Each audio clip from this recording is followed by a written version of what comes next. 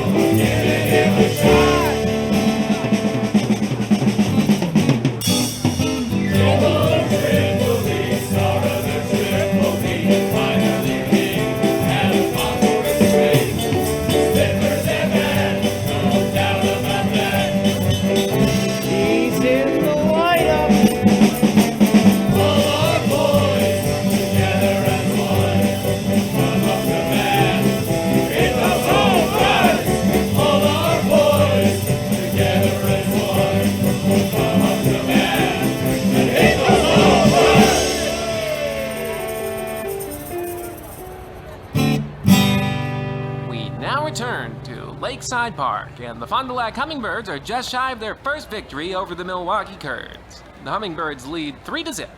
Star pitcher Leroy No Toes Monroe retakes the mound, hoping to put the finishing touches on what has been a perfect game in the bottom of the ninth. If he can get past this next few batters, this will be one legendary opening day at Lakeside Park. All right, the signal's been given. Monroe nods. By the determined look on his face, it seems almost inevitable that the Hummingbirds will soon be drinking the sweet nectar of victory. The ball goes out fast, wide left. But what's this? Leroy's arms come flying off his body. The center fielder's got the arm now. He tosses it into the stands. Leroy's signaling to the dugout. The coach seems confused. Leroy is now removing 2 large flags from his back pocket and has begun to signal in semaphore. E? Wait, no. I. I-N, injured. Looks like he's injured. No, the coach doesn't like that. He signaled to keep on pitching. Leroy says I-C-A-N. Looks like he's going to finish the game after all. T. Oh no. The coach has thrown him another ball. It's hit Leroy in the face. My God, is that a bloody nose or did someone spill a can of paint? Leroy's sticky palm Monroe has begun grasping at his chest, an unusual maneuver for a pitch. He's fallen to one knee. Perhaps there's a lucky gal in the stands. Nope, there's the other knee down, and he's flat out. The coach has come out to the mound. He's checking his pulse. The signal's been given to the catcher, and out come the clown paramedics. They've got a gurney ready, and they've treaded over Leroy's slick soul Monroe. His screams of agony can be heard all the way up here in the announcer's booth. He's on the gurney. Oh, the humanity! It seems the poles were never attached, leaving him lying disgracefully on the mound as the paramedics trot away. They're circling around now. There's first, second, third. It's a home run! But at what cost? They've noticed their mistake now. They're going back for him. And they've decided to roll him out of the stadium. Truly an exceptional play for this, the bottom of the ninth on opening day. All right, so Monroe's out. So we have nobody to pitch the ball. So maybe we should think about getting one of the other guys that does that. Think that'd be a good idea? Get somebody else to pitch the ball? If you say so, Coach. Thing is, Bud Plop Plop Fizz Fizz Spifford took the day off for his birthday celebration. Oh, did he? I was just looking for him earlier so I could give him this card. Ah, well. Get Carl Whistle-Lung Friedman on it. Unfortunately, he called out sick today. Yikes. Well, it is just one inning and we're up 3. Maybe get Danny Droopface Dibbles on it. He's out sick today as well. Seriously? Unfortunately, yes. Actually, all the relief pitchers are out sick today. If I were to guess, sir, the pitchers all called out to celebrate Spifford's birthday with him? Yeah, I'm sure glad I got the invite. Well, sir, they're probably just close to each other as fellow pitchers. I guess so. Well, just throw a fielder up there then. Get Jimbo One-Arm Tripoli on it. Called out sick! Same as Skip Can't Read Skyler. Hank Hungry Hands Bernard. And Jerry, remember that one time Anders. Damn. They're all going out together for Spifford's birthday. So who should we put on the mound? Must be some party. We're getting word now that Monroe's ambulance collided with a school bus full of matchsticks. Don't worry though, they're sending out a second ambulance. Oh, pardon me. Yes. I'm getting word now a sandpaper truck has arrived at the scene setting off all the matches. Not to worry, I'm sure the other ambulance made it in time. Oh, pardon me. I'm getting word now that it didn't. But Monroe is doing well. Pardon me, that was a typo. It was supposed to read Monroe dead at 28. You hate to see that. Now it appears that the little girl who sang the national anthem is retaking the mound. I'm sure we could all use a good rendition of Amazing Grace, in honor of that fallen hero. Wait a moment. That foxy little number has got a number on her back. Why, she's in uniform. No, it must be a player. 147, McCluskey. Why, 147. That reminds me of my time in the war. 147th Infantry, Iwo Jima. Hold on, what's this? My vision is narrowing. Darkness creeping in all around. All right, Joey. Major League Baseball, just like you've always dreamed of. Don't get nervous. It's just Little League with bigger kids. You've been training. You are totally, mentally, and physically prepared for this. I am there again. The hot East Pacific sun beating down on my helmet, sweat pooling in my undershirt. We aren't the first men in, I'm thinking. They're the real heroes. We're just going to occupy the beach. But oh, what's this? The Marines have failed to establish a beachhead. We are in for the fight of our lives. All right, this is it. Do or die. Do or die. Don't listen to the crowd. It's just you, the ball, and the catcher. Hear those zeros fly. Forward, says the lieutenant, and forward we march. The tide is low, and the beach is like quicksand. Thud after thud, I pull myself closer to my brother, waiting for me just beyond the tree line. I know he's there. I'm certain of it. A new development on the field. The beach is not so deep as we had thought. Slopes taller than I've ever seen line the beach. The Japs have dug in heavily, and there it is! The shelling has begun. My ears are ringing now. I wander in circles just trying to regain my bearings. A sergeant screams in my face, but all I can hear is that horrible ringing and my heart beating faster than ever before. Marines walking upright, crumpled, fell, like origami cranes at the whim of an unrelenting garden hose. There's the thumbs up. Fastball. I got this. Just breathe. This is your moment. This is your moment. Here it goes. And would you look at that? Landmines everywhere. The devilish imperialists have countered our every move, and the chrysanthemum throne rises in my vision. The white sand stained like the cheeks of a kabuki dancer, in patriotic red, white, and blue. But where is my brother? I gain a newfound strength in remembering the promise I made to my mother as she lied for me at the draft board. I'll keep Kilroy safe, I said.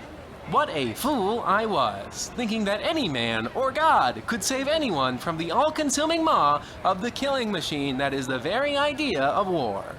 As the sun is blotted out by the burning jungle, the fire of the flamethrowers destroys their fellow man to secure a few feet of soil. I wonder out loud, how could God let this pass? How could this God keep my brother safe? And McCluskey with the windup, the pitch, he forgets to let go of the ball and has lobbed himself face first into the clay. Yo, stupid! Hey, McCluskey, what the hell's going on out there? A bit of a heated exchange between the dugout and the mound now. You've got to let go, signals the coach. Let go, he signals, and we're back. Let it go, screams my comrade as he lifts me up by my belt and urges me away from the crater where just seconds ago my brother stood. Just a few seconds digging through those piles of tattered human flesh and I might have found his dog tags. I take cover with my back against the dunes, and already my brother is lost amongst all the other anonymous remnants of humanity left out on the beach to be shuffled and carried away in the rising scarlet tide. I try to wipe my eyes, and there's only more of my brother's blood on my hands. Over the ringing in my ears, I barely make out the words of the sergeant screaming inches from my face.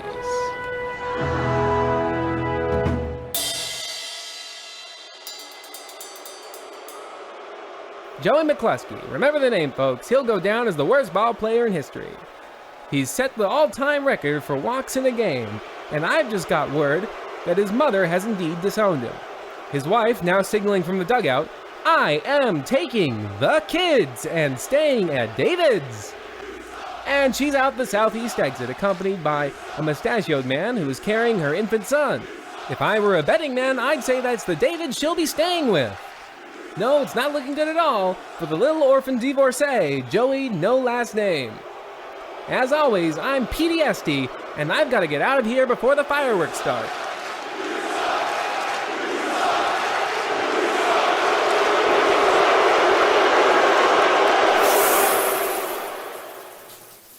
Good work out there, Bubba. You did your best. I like the hustle. Thanks, Coach. Oscar, you need to work on your grounders, bud. Thanks you very much, Mr. Coach. Louie, Coach? what the hell were you thinking throwing to second with bases loaded? Come over here. All right, that's enough. You've learned your lesson. Now, Joey. Yes, Coach. Sorry. Yes, Coach. Sorry?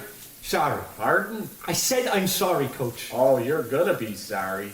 But before you run and give me a switch to beat your naughty bottom with, McCluskey, I need you to do a little something for me. What's that, Coach?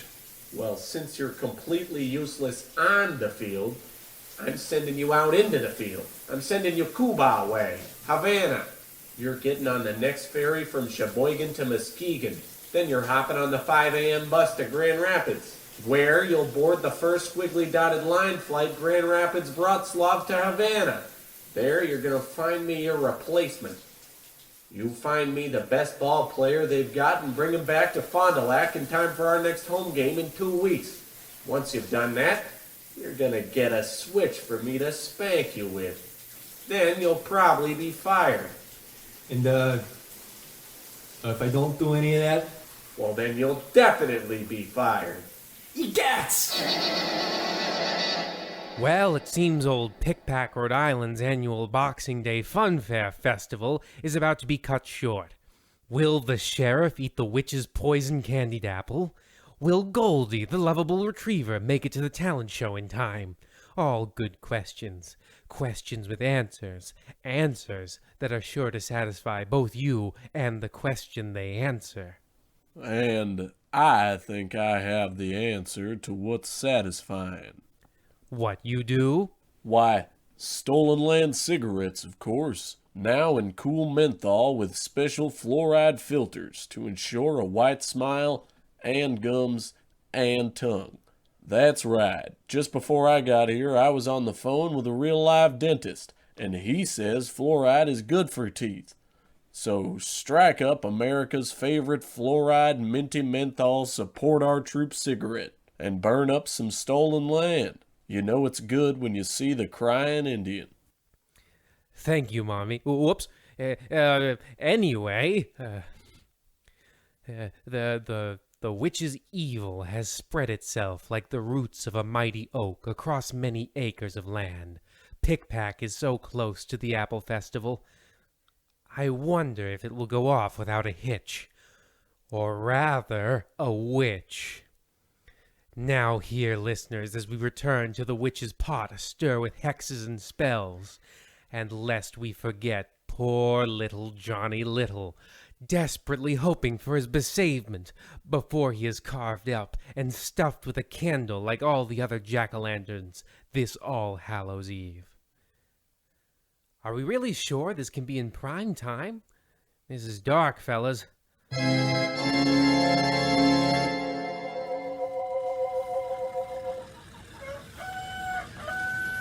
Howdy, sport. You've been conked for hours. Must be a real pansy to need that much sleep. Name's Clark Chesterfield, professional extraordinaire. In what? No idea yet, but something. Don't think I'll be here long. If you haven't heard, the Korean War's hotting up, and well, I'm desperate for a battle. No, this'll be my last squiggly dotted line flight Kube way, but what a flight indeed. Just wait till you see who we've got to pick up in Wrocław, Poland. Sorry, sir. What am I sitting on? Chicken. People keep mailing chickens. Don't know why, but I'm not in the asking business. You'd think it'd be easier to mail the eggs. Speaking of, are you hungry? I'll cook us up some grub. Take the wheel, it's easy. I assume, never learned how to fly, never cared to. But So you see that down there? That's ground. Don't aim for it. Now how do you like your eggs? I like mine like I like this airplane, sunny side up. I sure hope he knows about my shellfish and peanut allergy. Say! Lobsters and peanut oil? Don't mind if I do. All right, here it is. Oh, sir, I can't. Now you better eat every bite. If I get one look of bad opinion, I get a storm of gloomies that'll have us both headed for the briny deep. But I... No whinging! If you didn't have that first-class stamp on your head, that chicken would be sitting on you, you hear? Now, sleepyhead, what's got you headed cub-a-ways? The mustard-covered flatbreads, the beautiful women, or all those shiny new cars everyone's been buying? Baseball, sir. I suppose that spares any question I had about that jersey. Say, I'm from Jersey. Weehawken. You? Fond Du Lac, sir. You know, my father left when I was 7, 8 maybe. You know, all these years they'd melt together. The only thing I ever knew about my father was that he smoked Chesterfields. He was a stoic man. He kept everything to himself, including his name. He was the kind of fellow who'd buy you a puppy just to have you wash the car with it. I asked for a pony and we ate horse for a week. I asked for a car and he took a handful of sand and glass and... Say, when are we getting the Kube? He was a brute. Sir, where are we? About that, I did stop for snacks. Snacks which were at my house. I do live in El Paso, so that put us somewhere over the Gulf of Mexico. Oh, okay. Hold on. Fuel light was on before we left. Fuel light is still on, so that means we've got fuel. When that turns off, we're toast.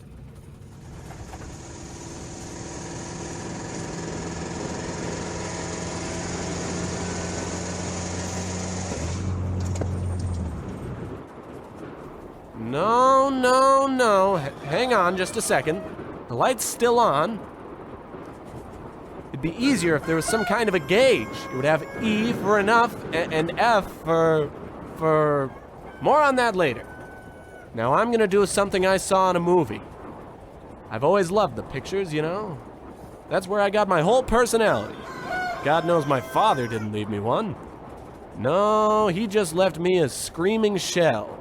And of course, the loneliness and the unanswerable question of why. Anyway... Mayday, Mayday! Yes, I repeat, this is Captain Clark Chesterfield. We are going down. Repeat, we are going down.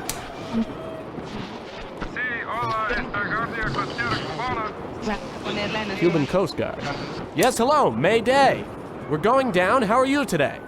Listen, we've got famed burlesque dancer Boglarka Sakazits on this plane, and we're about to crash into the ocean. Over. Oh, no way. They have Boglarka Sakazits on board. Oh. Yeah, hold on. Is she really with you? Yes, of course. She's sitting right next to me. Our coordinates are, Well, then put her on. Actually, I can't. She's asleep. Put her on. I'm a true fan. I know she gets this all the time, but I remember here earlier, my grandmother was her biggest fan, and at the time, I was the smallest, and now I'm probably somewhere in the middle. All right. Hold on, I'll wake her up. What's your name, kid? It's Joey, sir. All right, well, Joey, if you don't want to get devoured by the shark fishes down there in the water, I suggest you do your very best Boglarka Sakazits impression. I would, but my voice is simply, it couldn't come across as feminine in any capacity. All right, go. Yes, hello? What the hell was that, Joey? Sorry, I was going for Hungarian. Hold on. That doesn't sound like Boglarka Sakazits. Yes, hello, this is actually Desi Arnes. Hello? Desi Arnes? Desi Arnes? You gotta be kidding me. This is the best plane crash ever. Yes, Lucy, I'm home. This is Desi Arnes. Now, Boglarka Stimulus is sleeping right now. She and I have a big performance tonight, and she needs her rest. Our coordinates are 2424, 54.9 north, 84, 08, 24.1 west. Did you get that?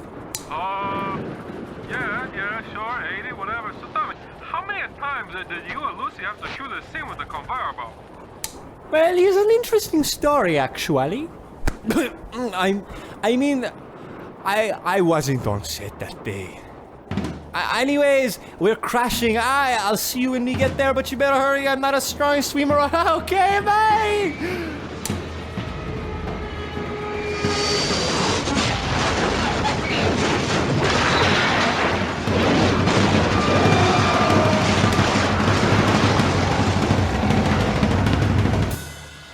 Unbelievable! Desi Arnaz, is that you? No, it's Joey. You're quick on your feet, kid, I'll give you that. If you weren't so obviously ugly and tiny and weak, I might owe you something. Thanks, so...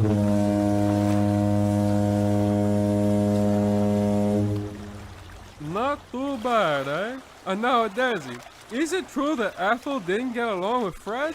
I heard... No, wait a minute. You know Desi Arnaz. No, he is. Look at how wet and shiny his hair is. And is that a bongo? He plays the conga. Have fun at swimming. Fidel, put your camera away. We got tricked again. Don't look so upset. I swear, it sounded just like him over the radio.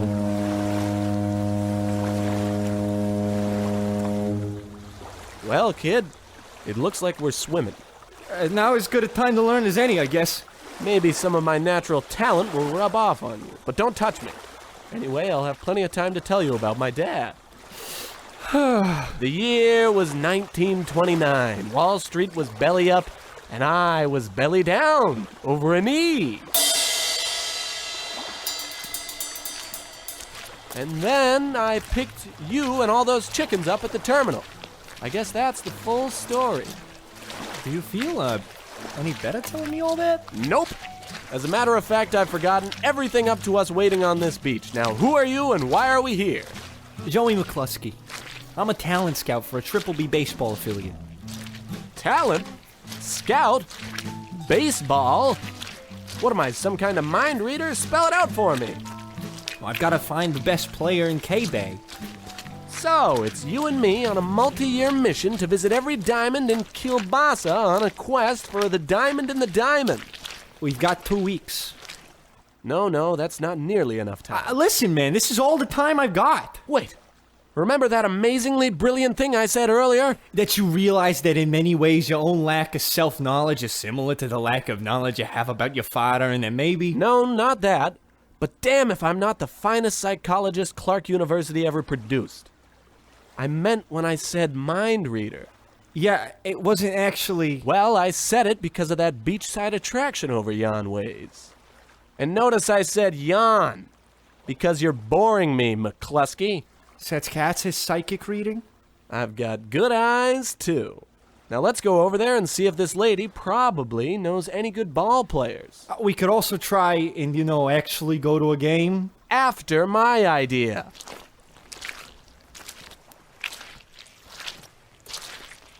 We're here for a mind reading. No, you are here to find ball player. How in the world? Oh, right.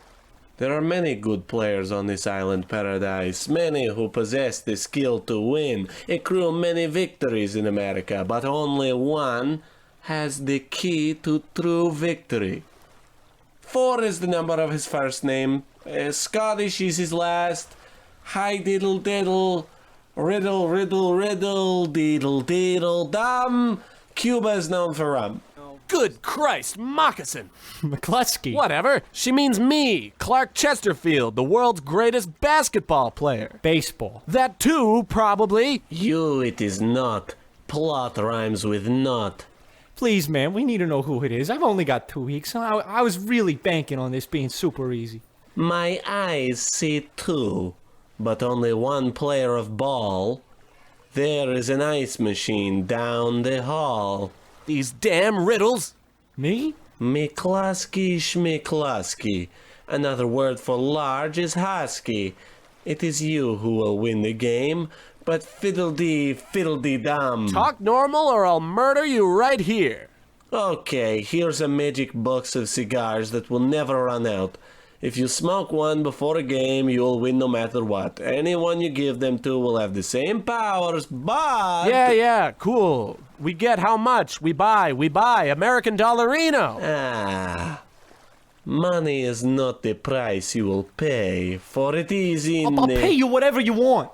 All I've dreamed of is being a good ball player. Moron, that's not how you negotiate. I'll give you $5 and this old bottle cap. It is not currency that will... Playing the hard game, eh? Fine.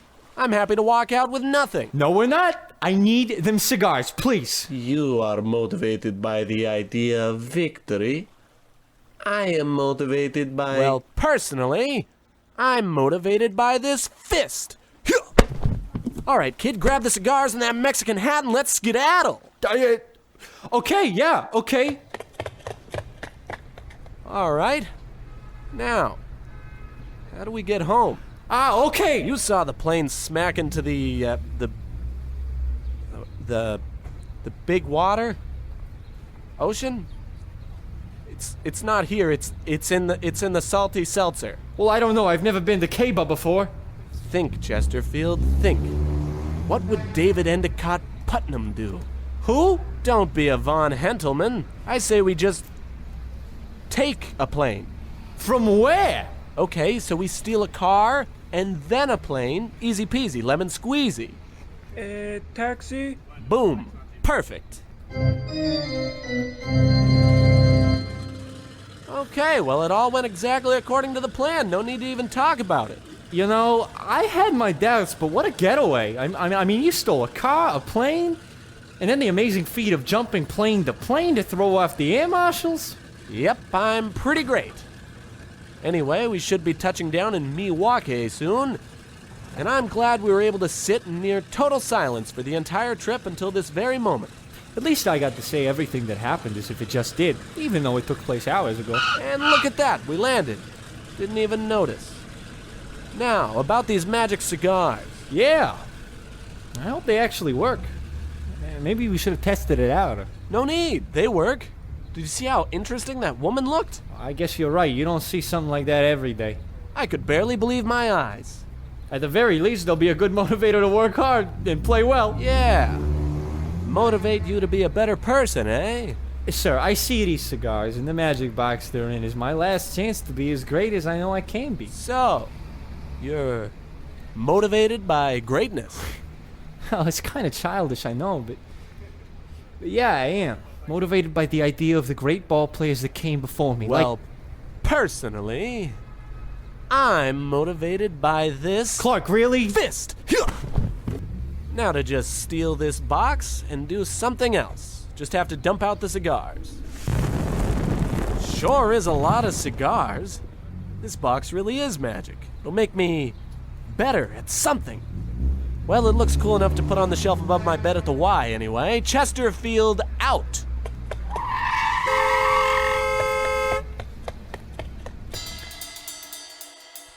There you have it. The final remnants of a fearful, frightful, fitful frown ripped from the face and thrown into a damnable brew. The McAllister boys really must be frightened now. I wonder if they regret opening that little detective agency of theirs. Perhaps it's easy to solve the case of the missing locket, but do they really think they can solve the case of who killed Tommy Smurl? Perhaps their innocence may protect him from the evil of the witch's magic, but I very much doubt it.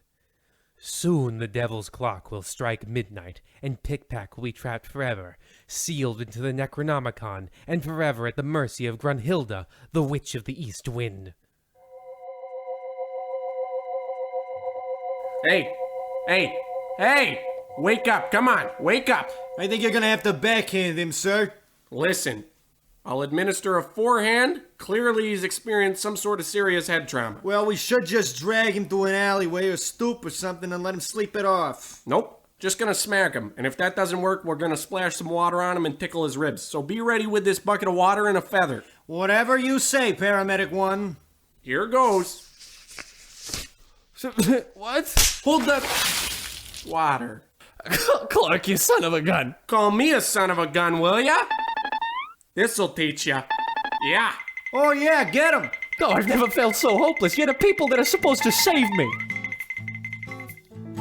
Well, after I got harassed by those paramedics, I headed down to the local playground to get in some practice. I was in luck, because there were a bunch of kids gathered around to play stickball. Well, I was all scared, because I was pretty sure a couple of them were over 12. Well, I struck up a cigar right in front of them and huffed and puffed as big and as long as I could. I vomited on a smaller one, and a big kid said I looked stupid. Oh, well, I didn't like that one bit. I swung my bat, and his hat went clean off, and it landed right in the catcher's mitt. And his body flew clean over the fence. And then the other kids got all angry and started coming after me, but for some reason, I wasn't scared no more. I batted kid after kid, each one of them connected perfectly and shot high and straight. Then there were some other kids in the distance, and I'm not gonna lie, I was pretty heated at this point. So I grabbed some rocks and threw some heaters. Every toss was true. 40 or 50 6 to 7-year-old kids were knocked from the jungle gym. Now, I wasn't proud of what I did, but I knew those cigars worked. Now, all I had to do was somehow make it back into the locker room of the Hummingbirds without Coach Olenosky seeing me.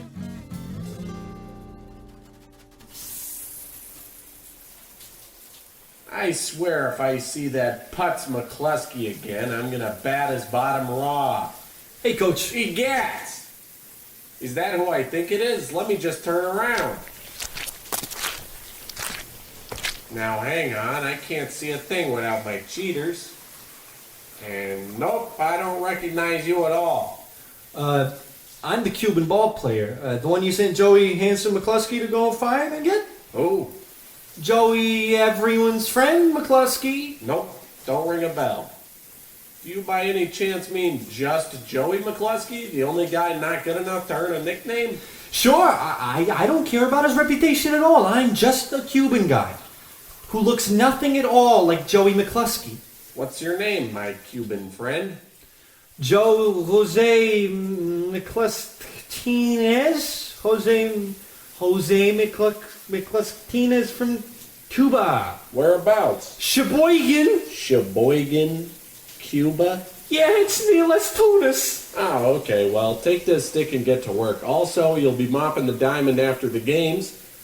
Oh, and you need a nickname. Something short and cute and effective. McCluskey, done. All right, I'm going home to eat a steak and not speak to my wife. Okay, sir. Or rather, senor. Spanish. You gotta love it. Bubba.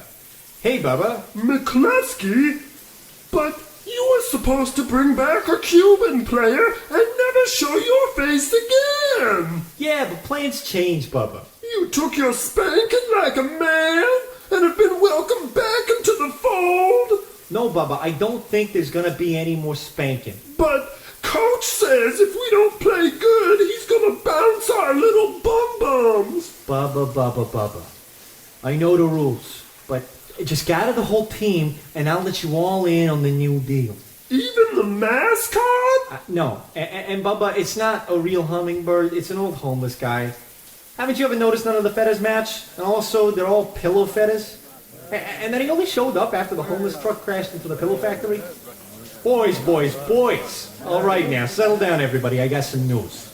Oh, what, you went to little girl camp for small children and have come back a better player? I am saying this because you're no good, and I am explaining because also you're stupid. I am better. Why, I'm the best damn player in this locker room, or any locker room for that matter. And it's all thanks to these here cigars. You smoke one, and you'll play better than anybody.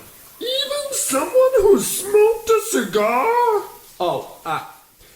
Well, I don't know about that. It's just... So if we smoke them, and you smoke them, you'll still be very much worse than we are.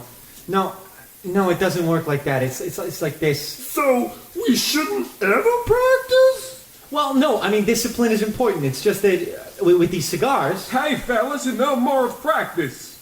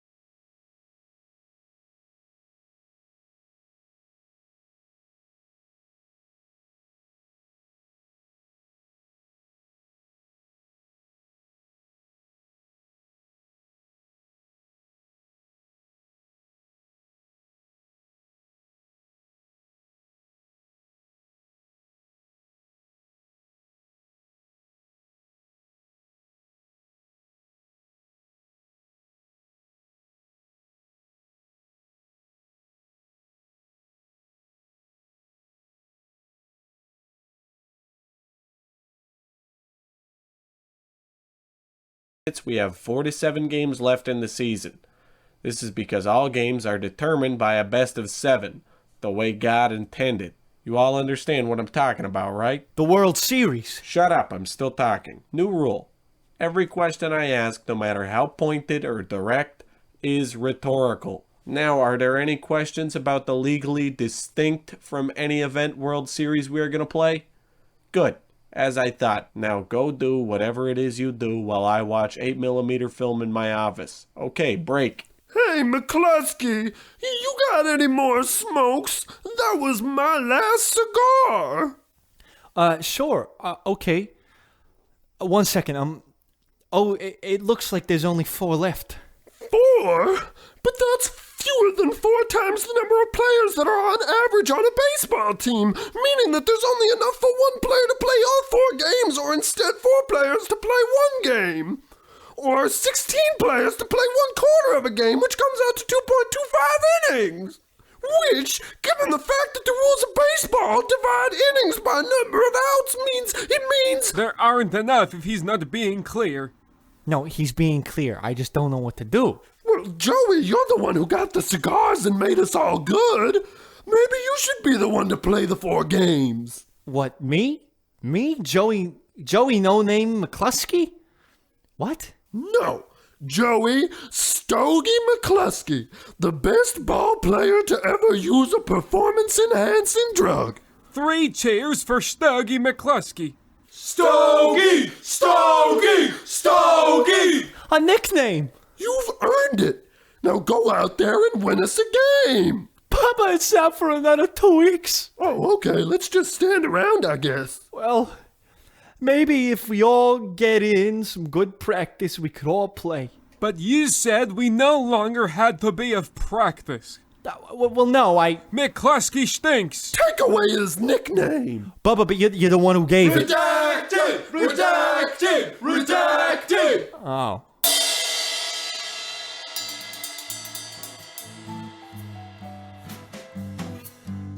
Despite what everyone else on the team said, I thought it was a good idea to practice. And I practiced my little heart out. Unfortunately, without the cigars, I was still terrible. I throw the ball from the mound and barely reach the grass. I try to hit the ball off a tee and just smack some other letter, Z most commonly anyway. As the days went on, more and more of the guys stopped coming to practice. They were all getting sick or something. About a week after the last cigar, just about every guy but me was laid up in a hospital. I decided to head down and check in on them. Hey guys! Sheesh. Hey Doc, what's going on here? Well, medically speaking, this is one of 2 things. Voodoo-induced COPD or magically induced lung cancer. Well, what causes that? Well, it's fairly common. Lots of negative chakras floating around out there these days. It could have been anything from a cursed monkey's paw to a cloud made of the vapor from a witch's cauldron to even a totem or device used to transmit power from the other side to our mortal plane, such as an enhanced talisman or perhaps, Magic cigars that make you better at baseball? No, don't be stupid. There's no such thing. If it weren't for you loonies running around spreading a bunch of nonsense, my job would be a lot easier. Now, if you'll excuse me, I have to administer some purple quartz and lay a salt circle for the hemorrhagic patient in the next room. Good day. Well, fellas, I don't like the sound of any of this. Don't worry, Joey. It's completely your fault. But please don't feel bad. It could have happened to anybody. Yeah, but I can't help but feel in some way entirely responsible for the untimely death of nearly every person I know and love. I understand, but there's more to life than friends and the construction of a family dynamic among a group of like-minded, similarly adversed individuals. Yeah? Yeah, there's winning the not similar at all in any way to other World Series events World Series, and you can do it. Oh, you're right. And heck with you fellas on my mind and the love I know we all share in my heart. I bet you I could win even without the cigars. No, for the love of God, I am dying a slow, painful death because of you and those cigars. You will use them, and you better believe you're going to win. But Loose Lips Martinez and Shrimpy Dialogue Morowski paged this morning. We're down to the last 2 bunks of players. I swear, McCluskey, if they end up bringing in their regular hospital bed, and you don't win, I'm going to change your name to Ymir. Well, because I'll become the foundation of your new belief system? Because I'm going to sail through a river of your blood like the Jotun of old. Oh, jeez. Well, folks, evidently we're at Game 4 of the World Series. This is PTSD saying I have no memory of the previous 3 games nor any recollection of my own wife's face. The only thing in this world I'm certain of is the delicious taste of parking lot waffles. That's right, folks, it's not a ball game unless you lose a tooth in a delicious, nutritious parking lot waffle made with real tar. Somehow, the Hummingbirds have pulled through the last 3 games, fielding only a single player, Joey, please call me Stogie McCluskey. Somehow, this doe-eyed, doe-faced, knuckle-dragging imbecile has managed to beat the entirety of the Toluca Lake Mothers in 3 games. I tell you folks, what he lacks in hygiene, he more than makes up for in his ability to play an unconventional game of baseball. Now we interrupt my stream of consciousness for the national anthem. Come on, McCluskey. Just 9 more innings and you're good. Alright, and that was a splendid rendition. Now the umpire will invoke the muse Calliope. All right, Cigar, do your stuff. Now the rabbi will sacrifice a goat, and we will hear the sound of the shofar. Wow, you really can't capture memories like that on anything other than soundless, grainy film forced at high speeds through a mechanical projector. Hey, where did everybody go? Coming to the mound now, McCluskey will be throwing the first pitch any moment. Pitch, by the way, is not a synonym for tar, which our sponsor would like me to point out. And look at that, a strike! A fine start to this, the fourth game of the World Series. And good lord, would you look at that? Another 2 strikes as I was speaking. What's this? Yes, that's 2 more outs as I was speaking that last sentence. Why, McCluskey's throwing so fast, you'd think he was trying to wrap up a long-running story. We're beginning the second inning now, and McCluskey has struck it out of the park. How about that? The Hummingbirds on the scoreboard, 1-0. And with that, the inning is over, as in order to proceed, the Hummingbirds would need at least 1 more player on the bench. So it looks like we're into the 3rd inning, and McCluskey again takes the mound. Boy, is he looking green. Perhaps he should lay off the cigars and instead pick up a pack of ballpark cigarettes, the only cigarette guaranteed to make you a ball player and bring your parents back together. And ladies and gentlemen, as I was reading that bit of ad copy, McCluskey once again completed a perfect inning. As the team switched sides in disgrace, we seem to be in for what is sure to be the shortest game in baseball history. The Toluca Lake Mothers once again take the mound, and what's this? It appears they have a new player. Several, in fact. Yes, ladies and gentlemen, it appears the entirety of the outfield of the Mothers has been replaced by Customs Enforcement's agents. They're closing in now. McCluskey looks pretty scared. Evidently, the Customs agents are in fact infielders. An odd choice by the coach, but what do I know? I'm just a guy who had the keys to the announcer's booth. McCluskey is attempting to flee. He's not doing well. No. He's not going to be able to make it over that fence.